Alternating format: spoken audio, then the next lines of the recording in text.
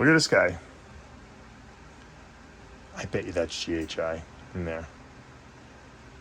That's just, it's like chocolate looking. Maybe GHI Orange Dream Fire.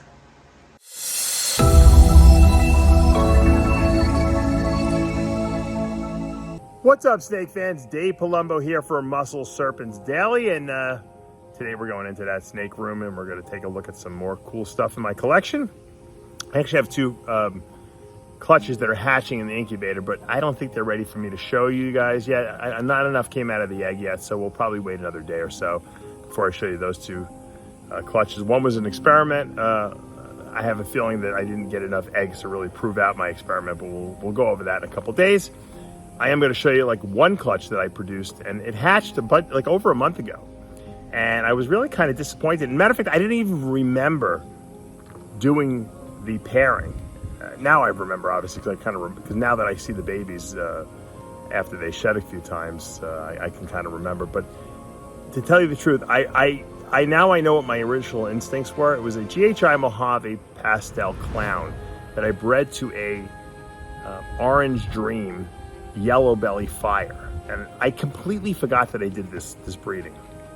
And when the babies came out, they looked like I couldn't even identify them, because to be honest with you, I didn't see any GHI Mojaves. I produced almost none that were just pure GHI Mojave. So it kind of threw me for a second, and I'm like, you know what?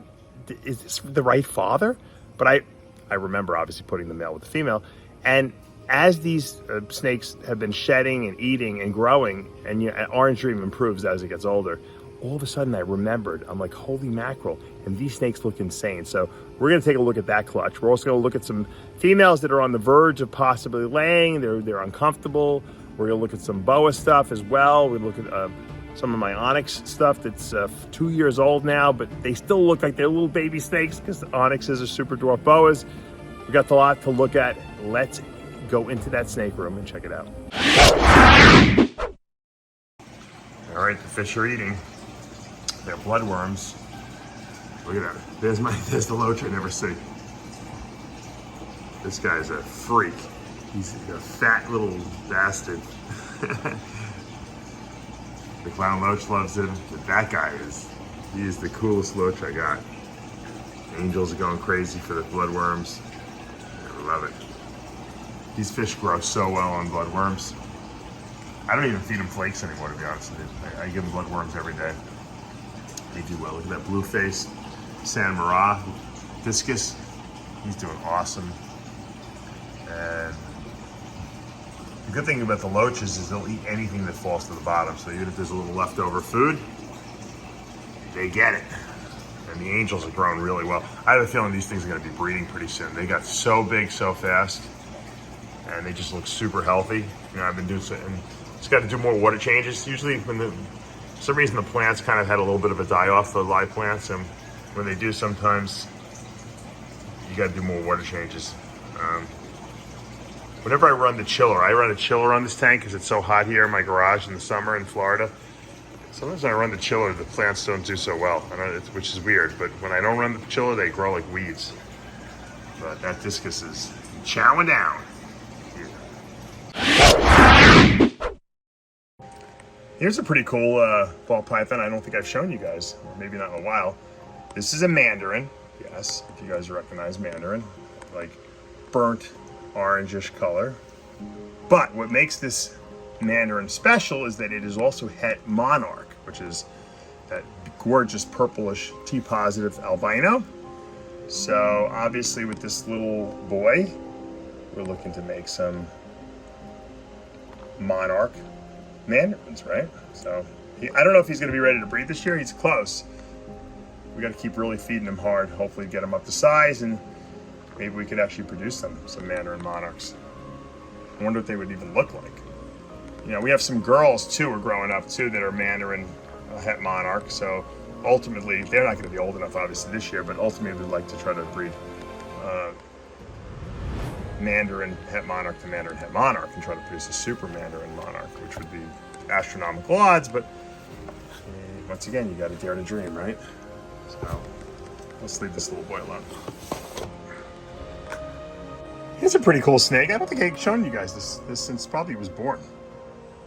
Holding this guy back. This is a panther butter het pied. So you guys have seen my panther pies, panther pastel pies.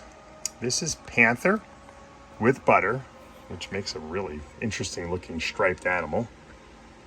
Some really cool stuff on the side with some really great blushing. And this boy is het pied, so we can make some butter panther pies possibly out of this. I just thought he was so interesting looking. I mean, look at it. You would swear that it looks like yellow belly, but there's no yellow belly in there. Really, really cool, right? And he's been getting better and better. He actually looks even better than when he was born. This is really, really nice. So I got a couple of little tricks up the sleeve. It's stuff that I'm like, I don't know if it's going to pan out to be anything cool, but I'm going to try. I think this guy is just alone is just a really nice looking snake.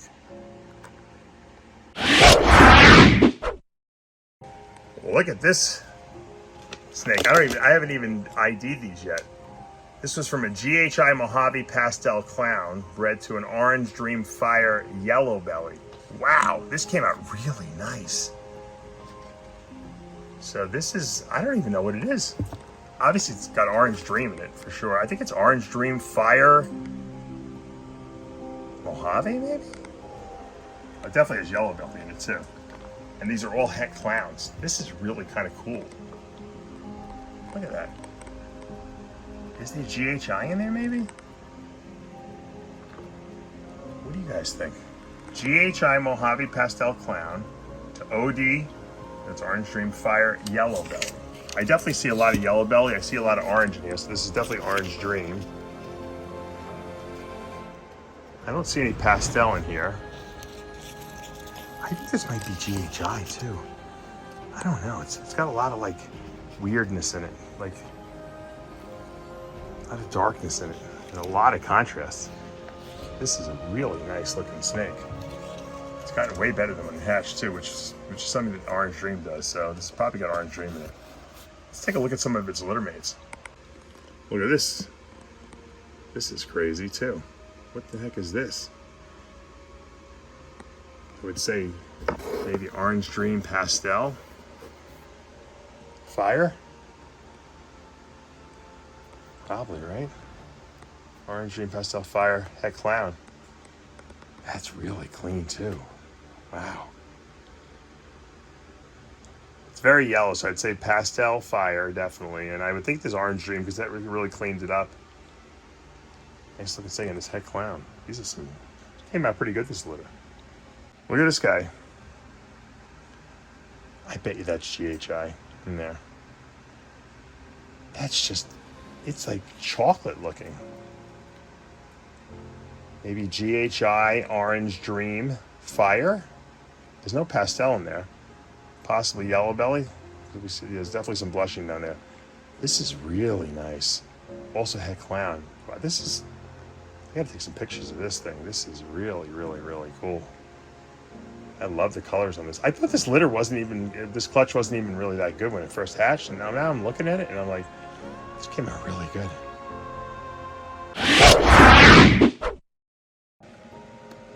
Look at this super cool little carpet python we produced this past season. Or this season, I should say, 22. This is a possible super caramel, 66% het albino and 66% het axanthic, also known as 66% het moonglow. Look at this beauty. That's really nice. That's a really, and remember, these guys go through an ontogenetic color change at a year old. They're gonna completely lighten up and change their color, so they're much darker now. That's why I think this guy might be super caramel. Really nice. Look at this beautiful guy. Really beautiful snake. This is a 66% het snow. The reason I'm showing you this little guy is that he's got kinks. His spine is like a little twisted, a little kinked on at the end. But he's been eating well and he's grown. He's a year and a half old. I think he's fine. I think he's gonna live a very healthy life. I just think, he's kinked.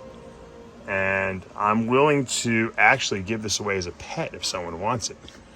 All they'd have to do is pay the shipping. And or if they live local, they can pick it up.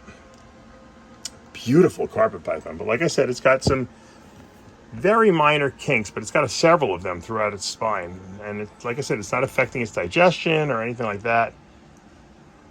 It's a male, this guy, so you're never gonna breed, obviously. But I mean, I guess you could breed them, but I don't know if it's inheritable. Probably just, you know, it was a incubation issue or something like that. Sometimes if things get a little too warm, they can get some kinks. But he's a great temperament. It's funny, the guy, this snake never bites. He's just a great snake. Along his like spine here, he's just got a little bit of like some little kinks. But if anyone wants him as a pet, hit me up, contact me. Like I said, you pay shipping. He's all yours. All right, here's a beautiful super orange dream, or possible super orange dream. I think she is. Ultramel, Cryptic. Cryptic is the gene that's recessive and it's allelic to clown. Meaning they're compatible. When you put a clown to a cryptic, you produce kryptons. You can see that big, huge ear stripe behind her ear. You see that big, creamy area behind her eye? That's the cryptic gene right there, showing itself. And this girl looks like she's gonna lay a clutch of eggs any day now, so we're waiting.